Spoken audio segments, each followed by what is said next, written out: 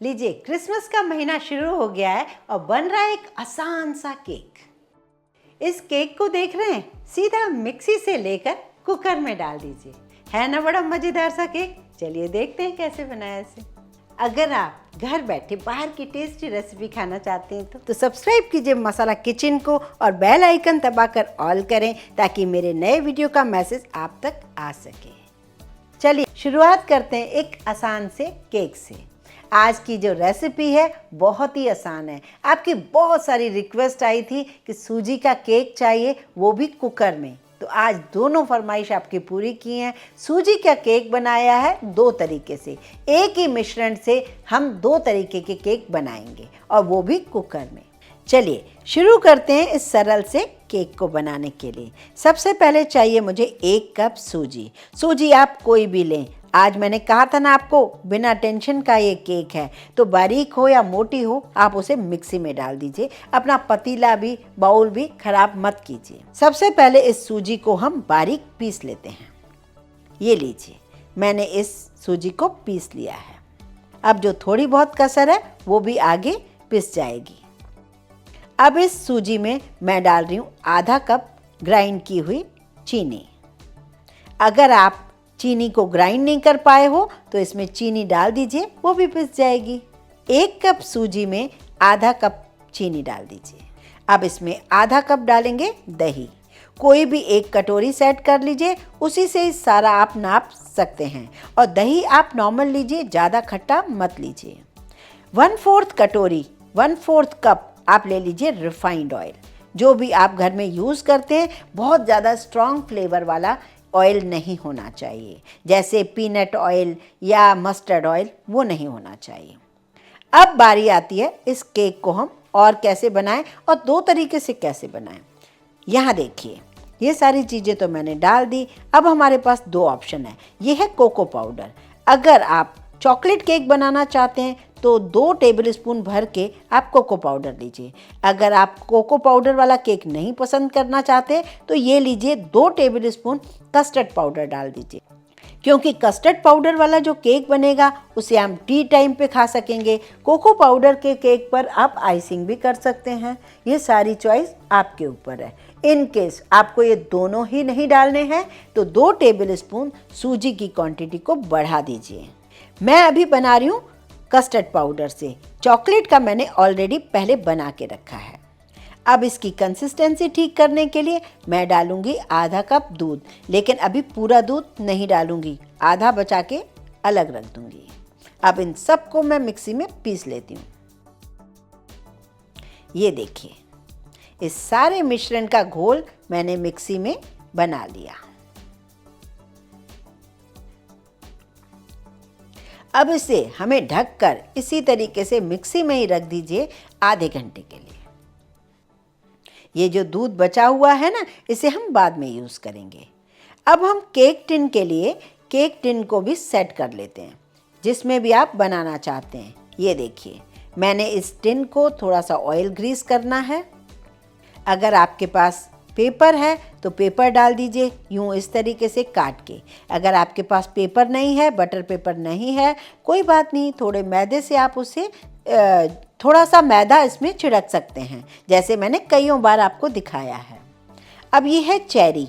हम custard cake बना रहे हैं तो उसमें थोड़ा टी टाइम केक के लिए हमें थोड़ी कलरफुल चेरी अच्छी लगती हैं। तो चेरी में हम डालेंगे थोड़ा सा मैदा। ऐसा करने से चेरी आपको हर जगह मिलती है। अब इस चेरी को आप नीचे भी थोड़ी डाल दीजिए, जिससे केक नीचे तक आपको चेरी वाला मिले।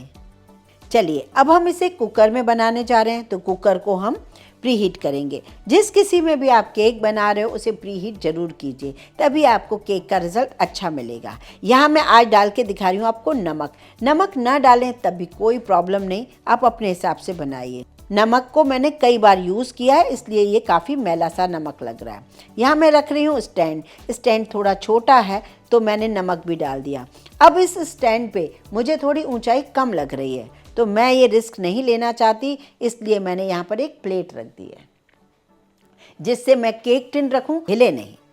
कुकर के ढक्कन से रबड़ और विसिल दोनों ही निकाल दीजिए और फ्लेम जो है मीडियम फ्लेम पे उसे प्रीहीट कीजिए। अगर आप इसी केक को ओवन में बनाना चाहें तो 180 डिग्री पर इसी तरीके से 5-7 मिनट के लिए उसे भी प्री हीट जरूर करें। अब जो मिश्रण मिक्सी में रखा हुआ है उसे हम निकाल लेते हैं 30 मिनट बाद। इसकी कंसिस्टेंसी थोड़ी थिक हो गई है। अब जो बचा हुआ दूध था उसे हम डाल देते हैं। अभी तक इस केक में कुछ भी मैंने बेकिंग पाउडर, बेकिंग सोडा कुछ नहीं डाला है। अब मैं इसमें डाल रही हूँ 1 टीस्पून भर के बेकिंग पाउडर, बेकिंग सोडा नहीं। आप एक बार इस मेथड से ज़रूर बनाइए। और अब इस सबको मिक्स कीजिए। आपके पास है तो कुछ ड्रॉप्स एसेंस भी डाल दीजिए, वेनिला चाहे पाइनएप्पल। एक बार इसे मिक्सी में चला लीजिए कुछ सेकंड के लिए, जिससे क्या होगा, बेकिंग पाउडर ऊपर नीचे हर जगह मिक्स हो जाएगा। है ना बड़ी सरल सा केक, क्योंकि मैंने इसे सीधा मिक्सी से कुकर में बनाया है।